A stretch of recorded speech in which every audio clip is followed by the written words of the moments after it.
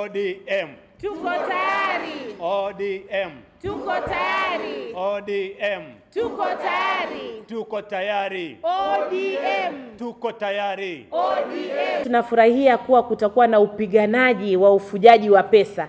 Yaani kwa ufupi tunataka ile manifesto ya Baba Raila iwe pia itatekelezwa humu ndani. Ndio wengi wetu tulikuwa tunamuunga mkono kwa sababu ya manifesto hiyo, na makubaliano haya inaonesha kuwa hiyo manifesto nayo itatekelezwa.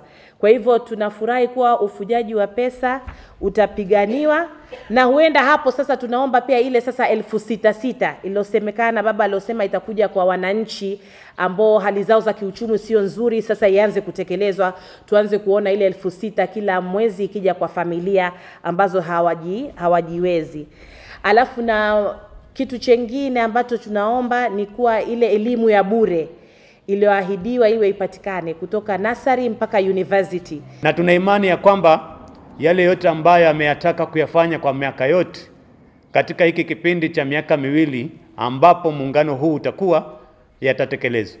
Wale wote ambao walifanywa ukora katika uchaguzi wa mashinani, nataka niwatoe hofu ya kwamba haki itapatikana, na si kitambo tutajua ukweli. Na mimi na imani ya kwamba timu yetu ya ODM Team Fresh itatangazwa washindi, kwa sababu tulitekeleza majukumu na pia tukatimiza yale yote ambayo yalikuwa yanatakikana katika uchaguzi. Sasa kama yeye ameamua kuunga mkono kusign framework agreement na rais, pia sisi kama vijana tunasema tuko nyuma ya chama, tuko nyuma ya kiongozi wetu, tutafata venye tutaambiwa.